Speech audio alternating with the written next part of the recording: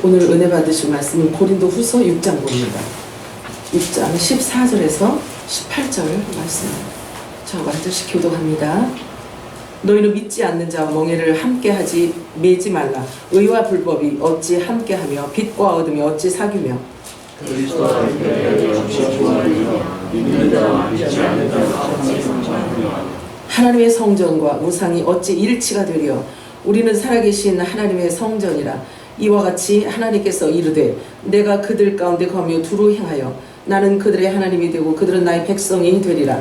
그러므로 너희는 그들에게 나와 나를 따르고 부정한 것을 가지지 마라. 내가 너희를 얻어되어 다 같이 너희에게 아버지가 되고 너희는 내게 자녀가 되리라. 전능하신 주의 말씀이니라 하셨느니라. 아멘. 네, 마라나타 우리 세 번 외칠까요? 마라나타, 마라나타, 마라나타. 아멘.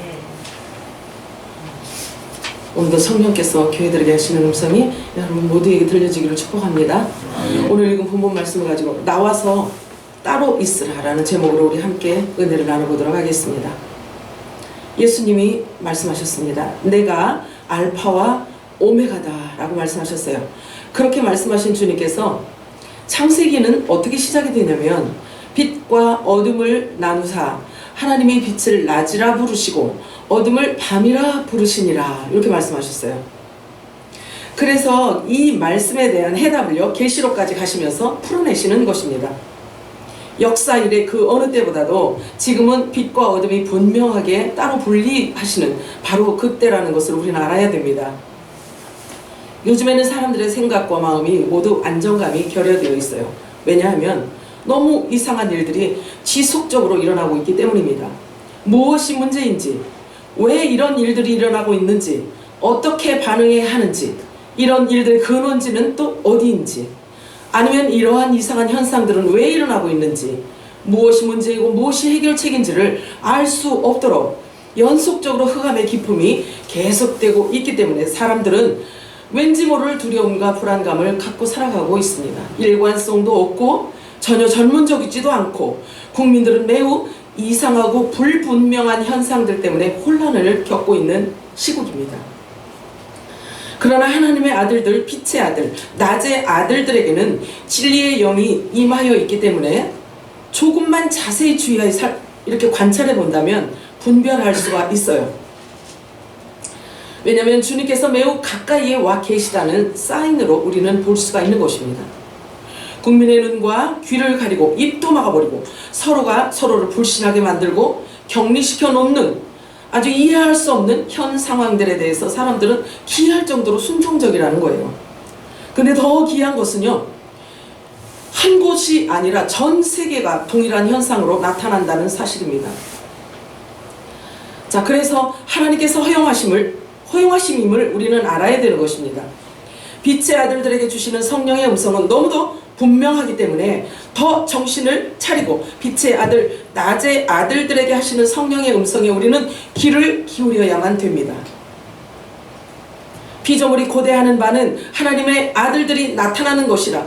모든 피조물들이 하나님의 아들들이 나타나는 것을 고대하고 있다는 거예요. 여러분들이 하나님의 아들들이라고 자신하면, 그리고 그것이 믿어진다면 사실은 빛의 아들, 하나님의 아들들이 사명을 감당하지 못하였기 때문에 이렇게 세상이 흑암이 되었다는 것을 알아야 되는 것입니다. 빛의 아들들이 이제 일어나야 하는 때입니다. 가장 어두울 때 빛은 드러나기 때문에 그렇습니다. 로마서 8장 22절에 보면 모든 피조물이 다 이제까지 함께 탄식하며 고통을 겪고 있는 것은 우리가 아느니라 라고 말하고 있어요. 자, 그래서 성경은 우리들에게 또 말씀하십니다. 보라, 지금은 은혜 받을 만한 때요. 보라, 지금은 구원의 날이로다. 신부와 성령께서 교회들에게 외치고 있는 소리인 것입니다. 이 소리가 여러분들에게 들려져야 됩니다. 그리고 누군가는 이 메시지를 듣고자 하는 자들이 있다는 거예요. 오늘 우리가 읽은 본문은 하나님과 함께 살아가는 자들에게, 은혜를 입은 자들에게, 주님 보기를 사모하는 모든 자들에게 영적으로든 육적으로든 재점검을 요구하는 말씀인 것입니다. 마태복음 16장 3절에 보면 너희가 날씨는 분별할 줄 알면서 시대의 표적은 분별할 수 없느냐? 지금이 바로 은혜의 때 구원의 날이로다. 너희는 아느냐? 보이느냐? 믿느냐? 그렇다면 너희 정체성을 분명하게 확립하라. 너희 영적 현 주소를 확실하게 하라 라고 성령께서 교회들에게 말씀을 하십니다. 고린도후서 6장 14절에서 16절 읽어볼까요? 오늘 읽은 본문인데요. 시작.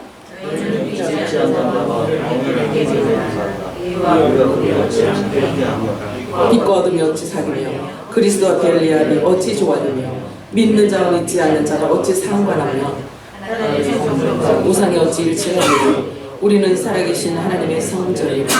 아멘. 엄청난 말씀인 거예요. 사실은 빛과 어둠의 사귐에서 이제는 분명하고 확실하게 분리되어져야 함을 말씀하고 있는 것입니다. 하나님의 성전인 자들에게 명하십니다. 결코 너희는 우상과 함께 할 수 없다고 말씀하십니다. 성령의 음성으로 들려지기를 축복합니다. 성경이 말씀하고 있는 우상은요, 우리가 생각하고 있는 그런 우상이 아니에요. 성경이 말씀하시는 우상은 사람 마음에 있는 탐심을 말합니다. 그래서 세상 사랑함과 자기 자신을 사랑하는 자기 애를 우상 숭배라고 하는 것입니다. 그래서 교회 다니는 것도 자기 자신을 위해서 다니고 육체대로 살면서 살짝 율법 아래에서 종교 생활로 자기 의를 나타내고자 하는 자들을 그들을 일컬어서 말하는 것입니다. 우상을 숭배한다라고 말하는 것입니다. 너희가 아직도 육체대로 사느냐? 그러면 안 된다예요.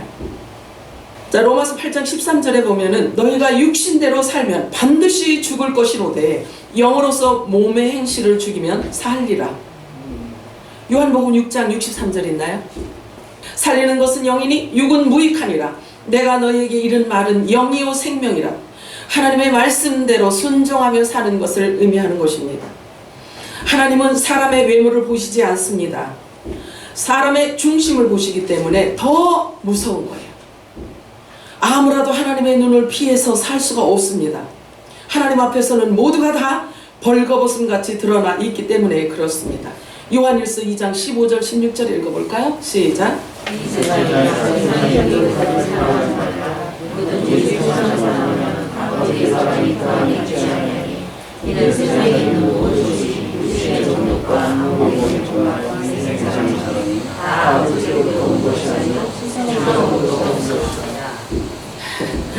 사람들은 그럴 거예요. 나는 우상 숭배한 적 없어요. 나는 세상을 사랑한 적이 없어요. 아무리 부정해도 소용없어요. 왜냐하면 하나님은 중심을 보시기 때문에 그래요. 진리 앞에서는 모든 것들이 다 이렇게 드러납니다. 에베소 5장 13절 그래서 말하고 있어요. 말씀하고 있습니다. 책망을 받는 모든 것은 빛으로 말미암아 드러나나니 드러나는 것마다 빛이니라. 하나님의 말씀이 비추어질 때, 진리가 비추어질 때 속이 드러나는 거예요. 그래서 먼저 책망을 받게 되는 것입니다. 그래서 하나님의 아들들이 먼저 말씀으로 인하여 빛으로 인하여 심판을 받게 되는 거예요. 살아있을 때 모든 것들이 다 해결되어져야 되는 것입니다. 고린도후서 6장 6절 7절 읽겠습니다. 시작.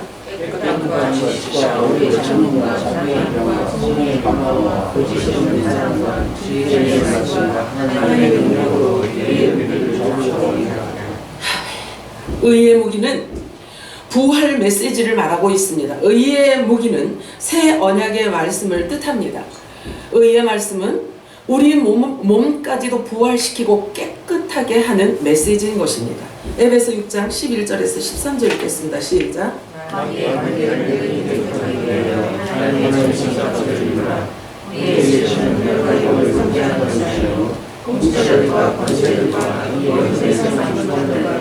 하나님은 나의 영혼을 전멸하라. 그러므로 하나님의 정신을 주시라. 이는 하나님의 너희가 능히 대적하고 모든 일을 행하되 성이되었다. 아멘. 아멘. 이 모습을 하나님은 우리들에게 요구하세요. 우리가 아무리 열정적으로 주님을 섬기고 신앙생활을 잘한 것 같아 보일지라도 하나님께서 마지막 때 이것을 원하고 있어요. 마지막 때 어떤 관계로 인해서 우리가 넘어질지 모르기 때문에 그렇습니다. 지금 이 마지막 때를 살아가는 의인에게 하시는 강력한 권고의 말씀인 것입니다. 말씀 외에는 우리를 세워줄 것이 없기 때문에 그렇습니다. 우리의 무기는 오직 하나님의 능력이고 하나님의 말씀 외에는 없다는 것을 아시기 바랍니다. 진리를 무기로 삼아야 하고 또한 설렁설렁 대충대충 해서도 안 됩니다. 우리에게도 이제는 영적인 전략이 필요하기 때문에 철저하게 무장해야 한다는 것을 성경은 말씀하고 있는 것입니다. 왜냐하면 지금은 너무나 혼탁하고 너무나 심한 혼돈과 공허와 흑암이 우리를 둘러싸고 있기 때문에 그렇습니다. 그럴 때는 항상 우리가 어디로 돌아가야 되냐면 기본기로 돌아가야 되는 거예요. 기본기로 돌아가는 것이 가장 중요한 것입니다. 태초에 하나님이 천지를 창조하셨느니라. 이것은요, 영원전 창세전에 우리 아버지 하나님의 뜻과 목적이 시작되는 아버지의 생각의 문이 열리는 곳이기 때문에 그런 거예요. 하나님이 이르시되 빛이 있으라 하시니 빛이 있었고 빛이 하나님이 보시기에 좋았더라. 하나님의 빛과 어둠을 나누사 이 분명한 나눔이 오늘날에 있는 거예요. 저 해와 달과 별을 이 빛을 일컬어 저 해와 달 별을 얘기하는 게 아니에요. 이 빛은 생명을 말해요. 이 빛은 예수 그리스도를 말하고 있어요. 그래서 빛과 어둠을 나누는 것은 지금 나누는데요, 예수 그리스도에게 연합되어 붙어 있는 자이냐 아니냐를 지금 나누는 때가 지금인 거예요. 나는 알파와 오메가다. 시작과 끝이다. 이 말씀은 곧 창조론과 종말론을 의미하는 말씀인 것입니다. 빛을 낮이라 칭하시고 어둠을 밤이라 부르시니라. 이것은요, 어찌 보면 어린이집에서나 가르칠 법한 이 사실을 하나님의 말씀인 성경에 기록해 놓은 그 이유를 우리는요 너무 쉽게 간과하고 지나갈 때가 있어요. 분명히 이 안에는요 영적인 하나님의 마음과 어떤 뜻을 담고 있을 거라는 생각을 해야 되는 거예요. 사도 바울은 육신을 입고 이 땅에 오신 예수님을 다음과 같이 설명하고 있어요. 에베소 3장 9절 읽겠습니다. 시작.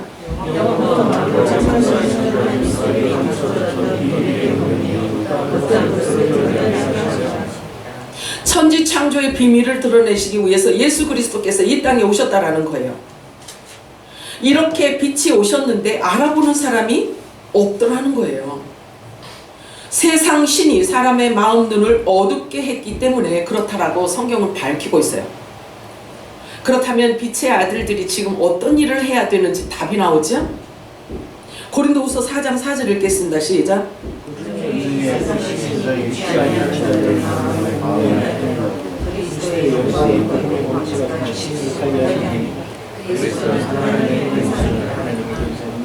본래는 하나님은 영이시기 때문에 말씀이셨기 때문에 사람 눈에는 보이지 않았어요. 그런데 사람 눈에 보이는 하나님으로 나타나신 것이 우리 주 예수 그리스도라는 거죠. 그래서 태초에 하나님이 천지를 창조하시니라, 이 뜻은 보이지 않는 하나님의 나라를 보이는 하나님의 나라로 만들기 위하신 하나님의 영적인 비밀이고 하나님의 뜻이었다는 거죠. 골로새서 1장 15절 16절 읽겠습니다. 시작.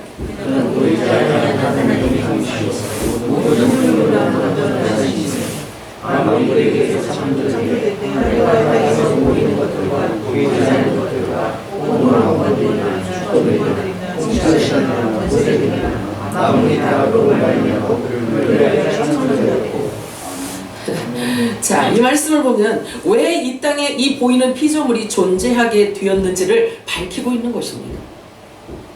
히브리서 1장 3절 읽어볼까요? 시작.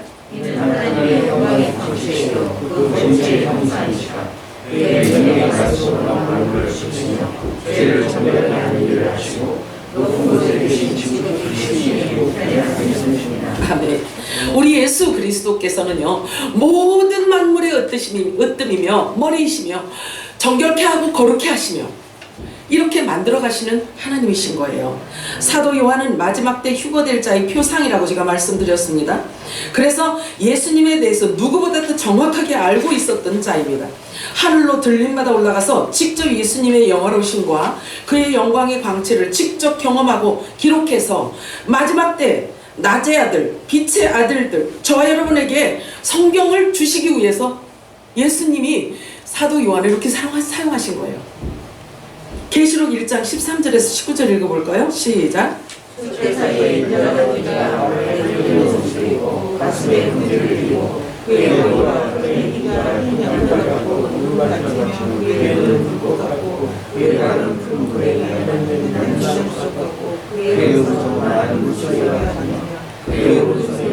별이 있고 그 위에서 좌우에 날성검이 나오고 그 얼굴은 해가 빛에 비치는 것 같더라. 내가 볼 때에 그의 바람에 얼굴에서 존중하는 중에 그가 오른손을 내게 보이시되 묘하지 말라 나는 처음이 없는 말이니 곧 살아있는 자라 내가 전에 죽었으므라 불제자가 이제 세세토로 살아있어 사망과 무의 세세토는 그러므로 내가 무엇과 지금 있는 일과 장차의 일을 기억하라. 아멘. 여러분들이 하나님 나라 올라가서 예수님의 이 모습을 봤다면 놀랄 수밖에 없을 거예요. 그죠? 여러분들이 올라가서 이 모습을 봤다면 어떻게 기록을 하실 것 같은가요? 자, 우리가 성경을 새 언약의 약속의 말씀, 부활의 메시지를 우리가 열심히 읽고 우리가 배워야 되고 묵상하고 우리가 기억을 해야 되는 이유는 우리가 곧 주님 앞에 서야 되는데 주님 보았을 때 놀라지 않기 위해서예요. 아멘이요? 아멘. 자, 사도 요한은요, 자기를 그토록 사랑하셨던 예수님이 바로 모든 성경의 주인 되심을 발견하는 순간인 거예요. 모든 죽은 자와 같이 쓰러졌다 그러잖아요. 모든 성경이 한 분, 곧 예수 그리스도를 기록한 것임을 확인하는 순간입니다. 그리고 요한은 또 다음과 같이 기록하고 있어요. 요한복음 1장 18절 읽겠습니다. 시작.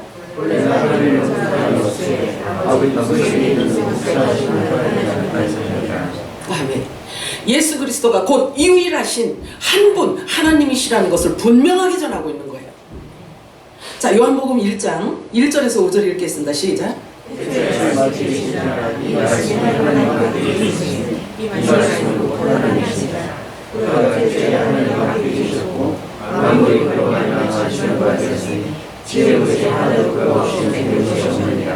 그에게 생명이 있었으니 이 생명은 사람들에게 지어라. 이제 어떻게 지저에 적은이 깨닫지 못하더라. 주여, 깨닫지 못하더라는 말이죠. 사도 요한은 조금도 망설임이 없이 거침없이 예수님이 창조주 하나님이시라는 것을 증거하고 있어요. 당시에는 예수님이 부활하셨다는 그 실제 사실을 전해도 종교법으로 죽였어요. 그리고 예수가 그리스도 메시아라고 전해도 유대 종교법으로 다 죽였어요. 지금 우리가 이렇게 편안하게 복음을 듣고 아직은 그래도 우리가 주님을 섬기는데 자유롭잖아요. 자유롭게 주님을 찬양하고 예배할 수 있는 것은 이 마지막 때 있죠. 이게 언제까지 유지될지는 모르겠지만 이 마지막 때 저와 여러분에게 특별한 은총을 입혀주신 거라고 생각을 해야 돼요. 언제 어떤 일이 일어날지 모르기 때문에 그런 거예요. 예수님의 핏값은 물론이거니와 예수님이 가져다 주신 이 새 언약의 천국 복음을 지금 저와 여러분에게까지 전해주기 위해서 그 얼마나 많은 핏값을 지불해서 오늘에 이르렀는지를 우리는 알아야 돼요. 그리고 지금은 그 어느 때보다도 더더욱 주님 앞에 설 날이 가까웠기 때문에 빚진 자의 심정으로, 빚진 자의 심령으로 더욱 겸손히 말씀 앞에 무릎을 꿇어야 할 때인 것입니다. 깨끗하고 성결한 기름등불 준비된 거룩한 신부로 세워져야 되기 때문에 그렇습니다. 고린도후서 6장 1절 2절 읽겠습니다. 시작.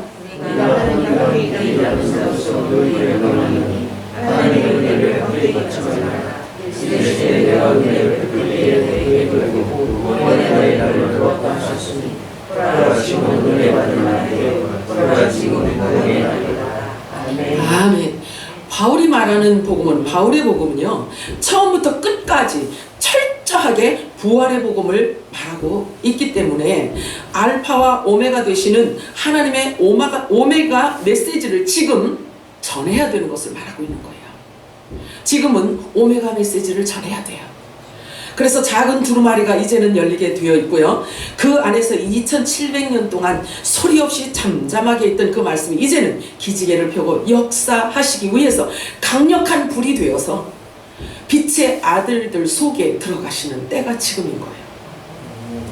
그래서 1차적으로 하나님의 아들들을 깨워서 모든 더러운 것들을 불로 사르고 깨끗하게 만드는 일을 지금 하고 계신 거예요. 그 이유는 하나님과 함께 일하는 자로 세우시고자 하시기 때문인 것입니다. 이사야서 60장 1절 읽겠습니다. 시작. 일어나라 빛을 발하라. 이는 내 빛이 이르렀고 여호와의 영광이 내 위에 임하였습니다. 아멘. 우리가 항상 암송하는 말씀이 있어요. 주의 성령이 내게 임하셨으니 이는 가난한 자에게 복음을 전하게 하시려고 내게 기름을 부으시고 나를 보내사 포로된 자에게 자유를, 눈먼 자에게 다시 보게 함을 전파하며 눌린 자를 자유롭게 하고 주의 은혜의 해를 전파하게 하려 하심이라. 지금은 마지막 대희년의 때를 지금 저와 여러분이 지나고 있습니다.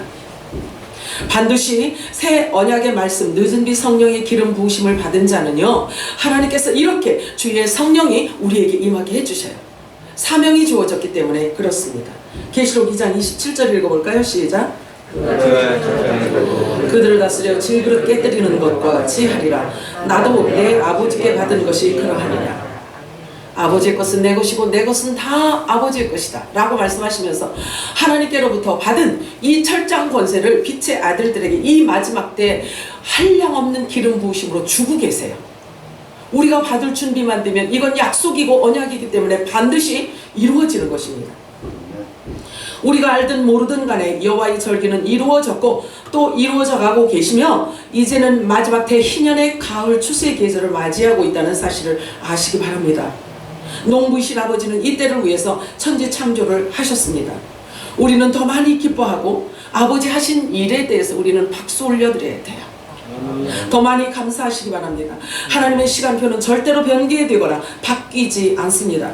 청명하고 지혜 있는 자들은요, 하나님의 시간표를 알아차려요. 그래서 심령의 유쾌함을 맛보며 살아갑니다. 세상 사람들은 뭔지 모르게 두려움에 있지만 빛의 아들들은요, 하나님의 총명을 보여주시기 때문에 희열을 느끼며 살아가고 있어요. 바울은 부활의 복음을 미리 맛보며 살았던 사람입니다. 그의 한없는 기쁨과 희열은 아무에게도 빼앗기지 않는 숨겨진 기쁨이라고 말하고 있어요. 준 자와 받은 자만 아는 그러한 비밀한 기쁨인 거예요. 지금 저와 여러분도 지혜가 있고 눈치도 있고 성령의 능력을 힘입고 있기 때문에 하나님의 시간표를 알고 따라가는 아주 큰 은혜를 누리고 있다는 사실을 알고 더 겸손하시기 바랍니다. 그리고 서로 더 많이 사랑하시고 더 많이 섬기며 감사하시기 바랍니다. 환경을 초월하는 하나님이 하나님께로부터 주시는 그 평강이 여러분에게 충만하게 되기를 축복합니다. 우리 모두는 나빚진 자들이라는 사실을 아시기 바랍니다. 교만하지 마시고 마음을 높은 데 두지 마시고 항상 남을 나보다 낫게 여기는 그리스도의 마음을 가지시기 바랍니다. 그리스도의 형상까지 자라가는 성숙한 신부가 되시기를 주님의 이름으로 축복합니다. 로마서 8장 11절 12절 읽겠습니다. 시작.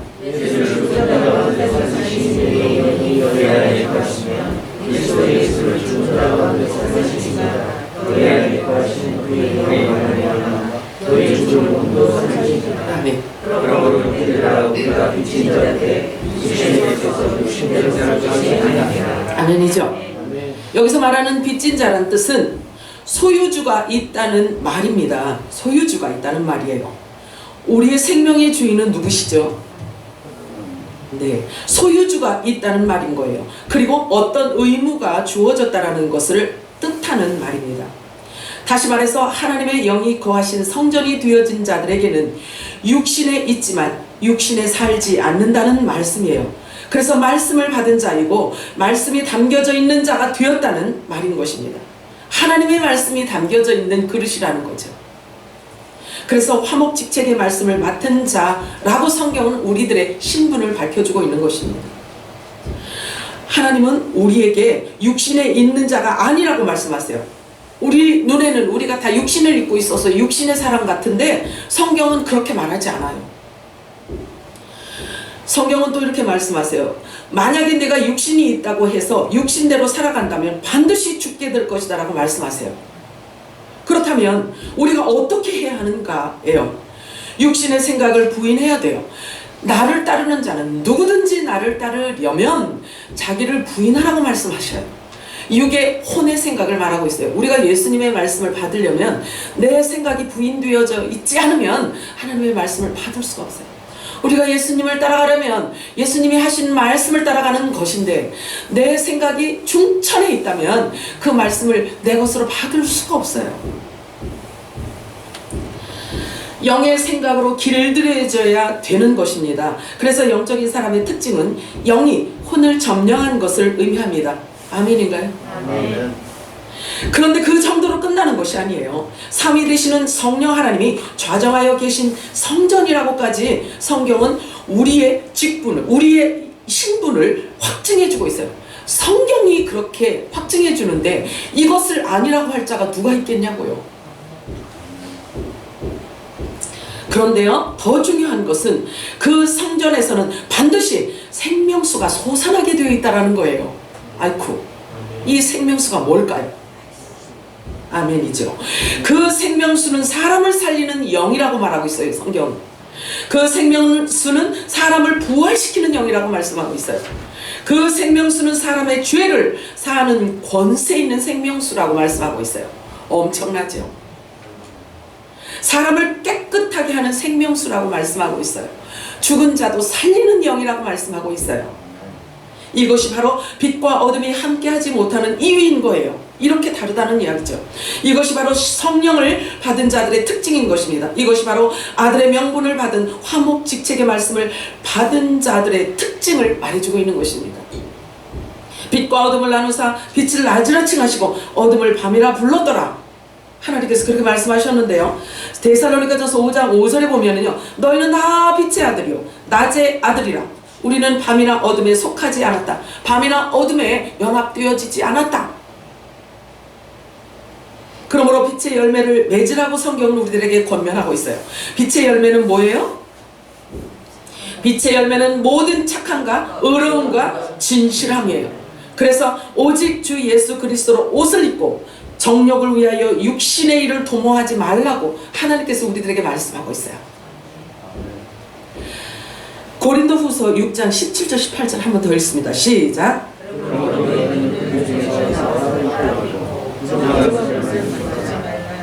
내가 너를 영접하여 너에게 아버지가 되고 너희는 내게 자녀가 되리라. 전능하신 주의 말씀이라 하셨느니라. 아멘.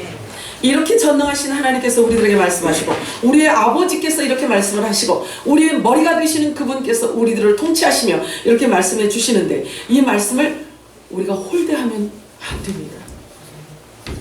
그래서 거기서 나와서 따로 있으라는 말씀을 하시는데요, 철저하게 구별되라는 말씀인 것입니다. 사람의 느낌과 감정으로 살지 말라는 말씀인 것입니다. 그래서 마지막 때에 하나님께서 찾으시는 의인 노아는요, 하나님의 약속을 기억하며 하나님과 함께 동행하면서 삶을 살아야 하는 것을 말하고 있어요. 세상에 살지만 세상과 구별되어져야 하고, 육신을 입었지만 육신을 부인해야 하고, 혼을 갖고 있어서 혼의 생각이 있지만 자기의 감정과 감각과 느낌을 부인해야 되고, 거기서 나와 따로 있어야 하는 매우 특별한 삶이 우리들에게 주어졌다는 사실이에요. 그러면 세상에서 어떻게 산대요? 하나님은 우리 중심을 보시고 말씀하시기 때문에 그래요. 하나님께서 우리에게 명령하시는 모든 것들은 다 우리를 위해서 하시는 명령이에요. 왜 이렇게 많은 말씀을 성경이 기록해 놓으셨냐면요, 그냥 예수님께서 오셔서 너희가 마음을 다하고 목숨을 다하고 힘을 다하고 뜻을 다하여 주 너의 하나님을 사랑해라, 그리고 이웃을 사랑해라, 이렇게 그냥 간단하게 이렇게 두 말씀만 주셨으면 됐을 텐데 왜 이렇게 그냥 이렇게 많은 말씀을 우리들에게 주셨을까요? 왜 그랬을까요? 한번 생각해 보셨나요? 이렇게 세상에, 제 생각에는 이렇게 짧은 머리로 이렇게 많은 성경을 어떻게 우리가 다 공부하라고, 이것을 어떻게 다 우리가 숙지하라고 이렇게 많은 것을 주셨을까? 혹시 이런 생각 해보셨어요? 안 해보셨죠?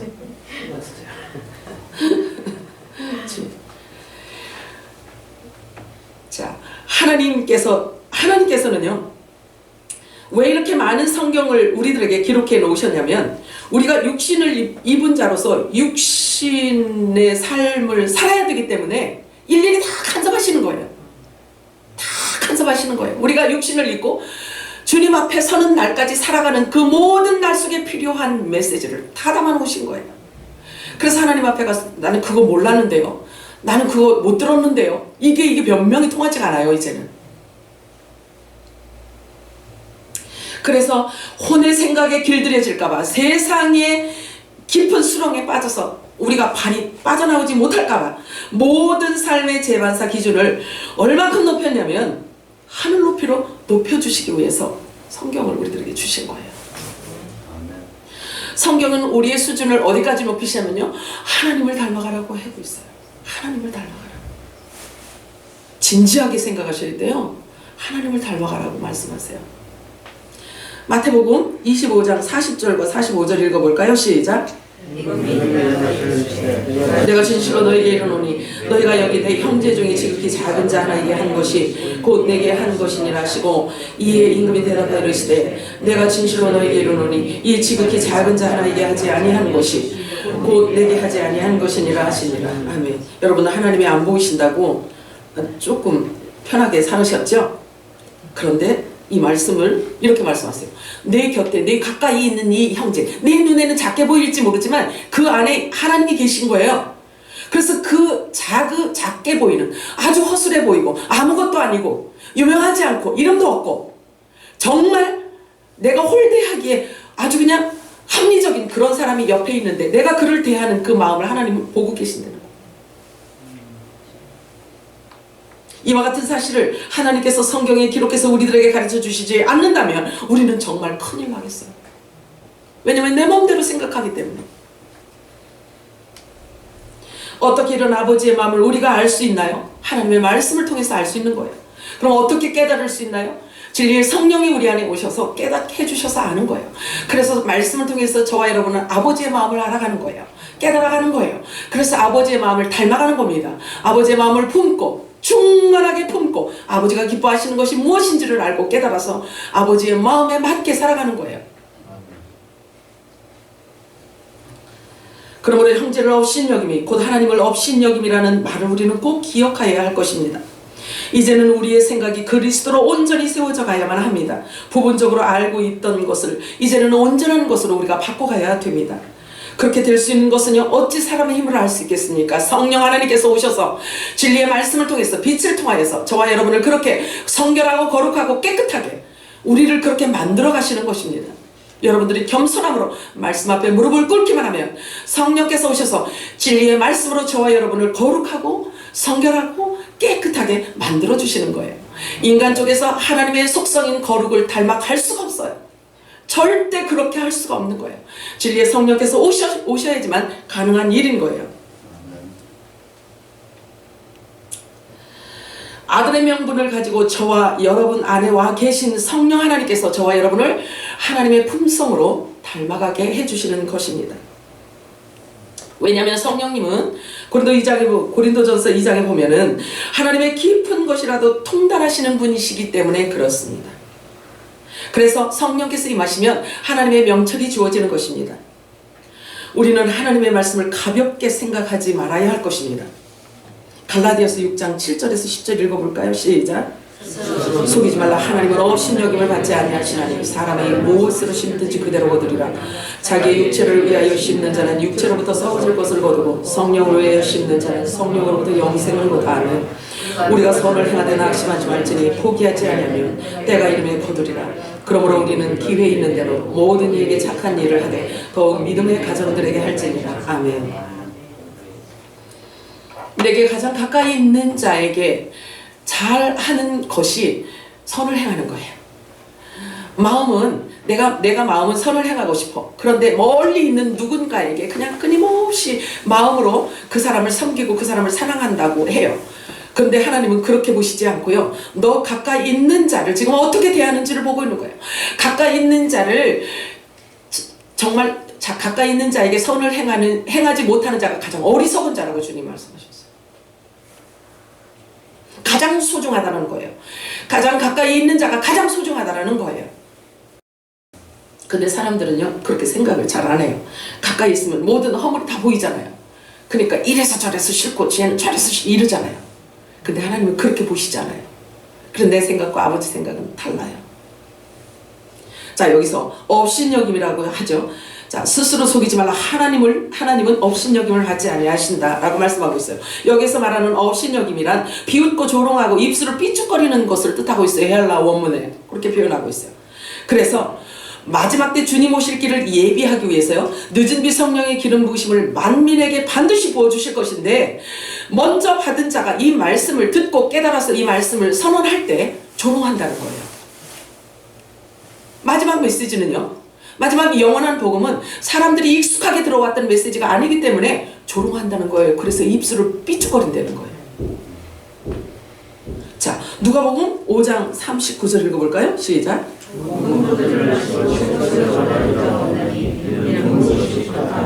이렇다니까요. 율법이 좋다는 거예요. 그래서 새 것을 싫어한다는 거, 원하지를 않는다는 거예요. 주님 앞에 서야 되는데, 우리가 주님 앞에 서기 위해서 그리스도로 옷을 입어야 되는데 그 옷이 새 언약의 말씀이란 말이에요.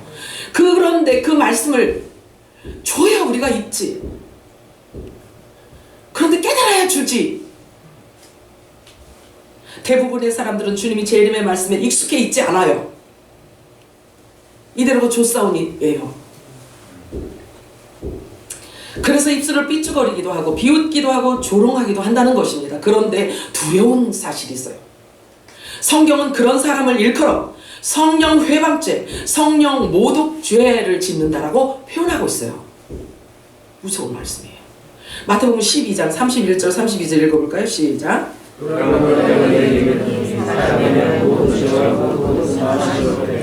성령을 모독하는 것은 사하심을 얻지 못하겠고 또 누구든지 말로 인자를 고역하면 사하심을 얻되 누구든지 말로 성령을 고역하면 이 세상과 오는 세상에서도 사하심을 얻지 못하리라. 중요한 말씀인 거예요. 몰라서 그랬어요. 몰랐기 때문에 그래요. 변명할 수 없어요. 이 말씀이 실은 어느 시기에 어느 때에 적용이 되는지도 사실은 알아야 돼요. 근데 성령이 임하면 알아져요. 깨닫게 하세요. 마지막 주님 오실 길을 예비하는 자들에게 부어지는 늦은 비 성령의 기름 부심에 대한 메시지를 지금 말씀하고 있는 거예요. 베드로후서 3장 3절 4절 읽겠습니다. 시작.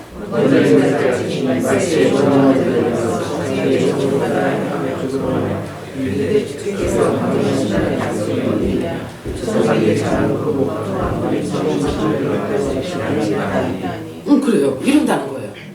예수님 재림 무슨 재림이야. 휴가는 무슨 휴가고 이래요. 그런데 너희는 이런 자들로부터 따로 나와 있으라 말씀하세요. 따로 나와 있으라. 어떤 자들로부터 구별되라고 하시는지 알아야 합니다. 기독교는요 사랑의 종교라고 해요. 그죠? 그래서 무조건 품는다고 다 되는 게 아니에요. 그런데 자, 사랑의 종교이고 하나님은 사랑이시다라고 해서 사람들이 생각하고 있는 그 사랑이 하나님이시라고 한다면 지옥이 필요가 없어요. 그러겠죠? 그냥 나 싸잡아서 그냥 천국 데려가면 되시지. 사랑이신 하나님이. 그렇지 않겠어요? 그죠? 지옥이 있다는 것 자체가 하나님이 어떤 성품을 갖고 계신지를 우리는 알아야 되는 거예요. 무조건 품는다고 다 되는 것이 아니에요. 그 무분별함이 결국 지금 어떤 결과를 일으키고 있냐면요. 엄청난 배도의 물결을 쓰나미처럼 지금 흘러가게 하고 있는 거예요. 그게 WCC고 WEA며 NCCKO 같은 이 작품을 만들어낸 결과물인 거예요. 잘 알아야 돼요. 우린 잘 주의해서 보고 깨달아야 되는 거예요. 이것 또한 이렇게 어마어마한 힘들에 의해서 이렇게 되어지는 것 또한 하나님의 놀라운 비밀인 거예요. 놀라운 비밀이에요. 은밀하게 행하시는 하나님의 놀라운 비밀인 거예요. 잠언서 6장 27절 28절에 보면은 사람이 불을 품고서야 품에 품고서야 어찌 그 옷이 타지 아니하겠으며 사람이 숯불을 밟고서야 어찌 그 발이 되지 아니하겠느냐. 예수님께서도 말씀하시기를 나는 아버지가 하라는 말만 한다. 나는 아버지가 하라는 일만 한다. 이것이 예수님의 슬로건이었어요. 아버지가 하라는 것만 안 되는 거예요. 그래서 베데스다 연못에 가셨을 때도 그래요. 그 수많은 환자, 병자들이 있었지만 예수님은 딱 한 사람 38년 된 중풍병자 하나만 치료해 주시고 세워 놓으시고 어디론가 숨어버리세요. 사람의 생각 같으면 그 베데스다 연못 가에 있던 모든 환자들을 다 일어나라 쫓아다니면서 이랬을 거예요. 그리고 기자들을 불러서 내가 하는 것을 봐라 막 이랬을 거예요. 너도 일어나고 너도 집으로 가라 너도 나왔다 이럴 거예요. 그런데 예수님은요 그렇지 않았어요. 아버지가 하라는 것만 했어요. 그리고 숨어버리셔요. 우리가 정말 이제는 우리 신앙생활을 하는 것도요 교정이 필요합니다. 교정이 필요해요. 에베소 5장 10절에 보면은 주께 기쁘시게 할 것이 무엇인가 시험하여 보라고 말씀하십니다. 육신에 있는 자들은 하나님을 기쁘시게 할 수 없느니라고 말씀하고 있어요. 오직 하나님께 옳게 여기심을 얻어서 입어서 우리 마음을 감찰하시는 하나님을 기쁘시게 하려 함이라. 바울은 계속해서 부활의 메시지를 갖고요. 자기가 바울은 또 그 당시에 자기가 있던 그 당시에도 자기가 살아서 살아있는 몸으로 부활이 돼서 휴거될 줄로 생각을 하고 있었어요. 근데 시대마다 다 그런 믿음을 갖고 신앙생활을 하는 것을 성경을 통해서 우리는 보게 돼요. 그런데 이렇게 2000년이 훌떡 지났어요. 진짜로 이 마지막 때 정말 추석 계절이 우리 앞에 왔다는 사실이에요. 우리는 상상도 할 수 없는 하나님의 큰 은총을 입은 자들인 거예요. 히브리서 11장 6절에 보면 믿음이 없이는 하나님을 기쁘시게 하지 못하나니 하나님께 나아가는 자는 반드시 그가 계시는 것과 또한 그가 자기를 찾는 자들에게 상 주시는 이심을 믿어야 할지니라. 이 상이 곧 휴거예요. 히브리서 12장 28절 읽어볼까요? 시작.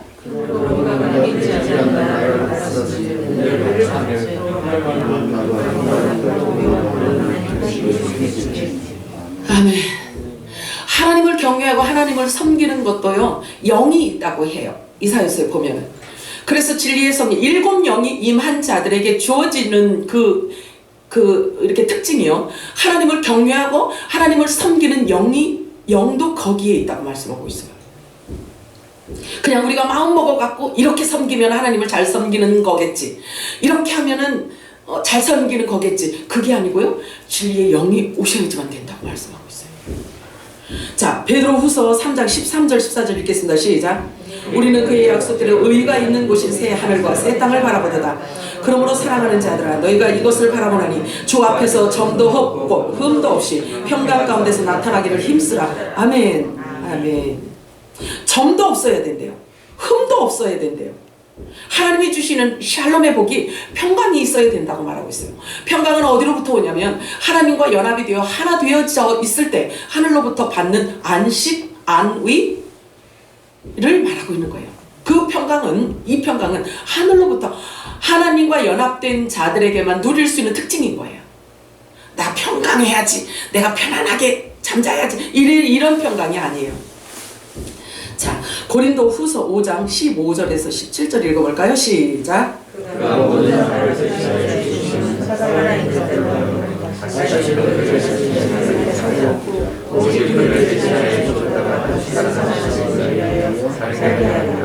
그러므로 우리가 이제부터는 어떤 사람도 육신에 따라하지 않느냐. 그러므로 우리가 그리스도의 육신에 따라하였으나 이제부터는 그와 같이 알지 않느냐. 그런즉 누구든지 그리스도 안에 있으면 새로운 피조물이라. 이전에서 지나가신 것과 새로워진 것이라. 아멘. 이 새로운 피조물이라는 것이, 이 새로운 피조물은요, 하늘에 속한 예수님이 영으로 태어나신 그 본질의 사람을 말하고 있어요. 그래서 예수로부터 태어난 자들을 새로운 피조물이라고 하는 거예요. 첫사람 아담이 있고 하늘로부터 온 마지막 아담이 있어요. 그래서 저와 여러분을 일컬어 마지막 아담인 예수 그리스도의 안에 있던 영원 전에, 천지 창조 되어지기 전에 예수 그리스도 말씀 안에 있던 생명이 저와 여러분이라는 거예요. 새 생명이라는 거예요. 그래서 이사야서 53장에 보면은 예수님께서 십자가 지는 것을 기꺼이 좋아하셨다, 기꺼이 하시고자 했고 기뻐하셨다라는 이유가 뭐냐면요, 새로운 생명, 씨를, 저와 여러분을 미리 내다 보았기 때문에 십자가 지시는 것을 기꺼이 하셨다라고 말하고 있어요. 우리는요, 신분도 다르지만요, 우리는 태어난 것 자체도 달라요. 성경이 그렇게 말하고 있어. 내가 말하는 게 아니라. 그래서 우리의 본질이요, 우리의 본질은 어디서부터 왔냐면요, 하나님께로부터 온 거예요. 하나님께로부터. 그러니까 머리가 되고 지체가 되는 거예요. 머리는 영인데 몸은 흙이다? 얼마나 어색하겠어요? 그죠? 우리를 일컬어 하나님께서 예수 그리스도의 지체라고 말씀하고 있잖아요. 그죠? 그러면 머리와 몸은 본질이 같다는 얘기를 하고 있는 거예요. 아멘이죠? 우리가 그동안 예수님에 대해서 알았던 것도 반드시 교정을 해야 됩니다. 예수님의 바로 절대자 하나님이심을 알아야 하고, 예수님이 창조주 하나님이심을 알아야 하며 믿어야 하며, 그분의 능력을 힘입어 만물이 이제까지 존재한다는 사실도 알아야 하고, 우리도 그분의 능력을 힘입었기 때문에 거룩하고 신령한 부활체를 입을 자들이라는 것을 반드시 우리는 인지해야 하고, 내게 붙여주신 형제들도 역시 이제는 그들의 몸도 부활체를 입어야 할 자들이기 때문에 육체로 보아서는 안 되는 거예요. 함부로 대하지 말고, 함부로 말하지 말고, 함부로 업신여기지 말아야 합니다. 사람의 육안으로 봐서 이 사람은 내가 판단하기에 그냥 쉽게 봐도 돼. 천만에입니다. 아닙니다. 우리 중심을 보시는 하나님은요, 그 순간도 보고 계세요. 어떻게 우리가 반응하는지를 보고 계신 거예요. 우리는 자주자주 하나님 말씀 앞에 무릎을 꿇어야 됩니다. 겸손하게 마음을 낮추고 성령의 음성을 듣기를 사모하시기 바랍니다.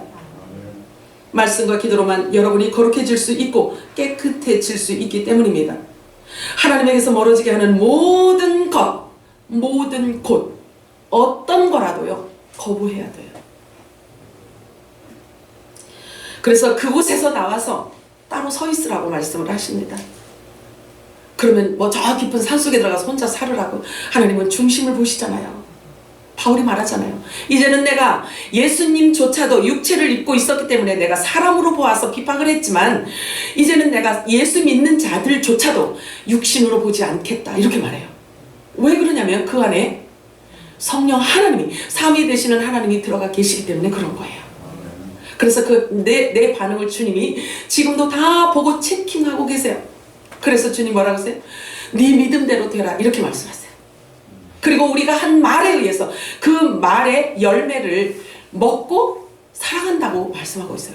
우리가 어떤 무익한 말을 할지라도 하나님 앞에 가면은요, 우리가 입으로 술술술술 그 고백을 해야 되는 거예요. 그러니 우리가 언어가 얼마나 아름다워져야 되는지 몰라요. 시편을 자주 읽으시기 바라요. 그래서 시편에서 아름다운 용어를 많이 사용하세요. 기도도요, 영으로 하는 기도를 원하고 계시잖아요. 그럼 영으로 하는 기도가 뭘까요? 말씀으로 하는 기도보다 더 완벽한 기도가 없어요. 그래서 여러분들이 언어 구사도 바꾸시기 바라요. 성경적으로 바꿔가시기 바라요. 우리의 모든 삶의 수준을 하나님께서는 하나님을 닮기를 원하시기 때문에 그렇게 가야 되는 거예요. 아멘이죠? 하나님 아버지 고맙고 감사합니다. 하나님께서 오늘도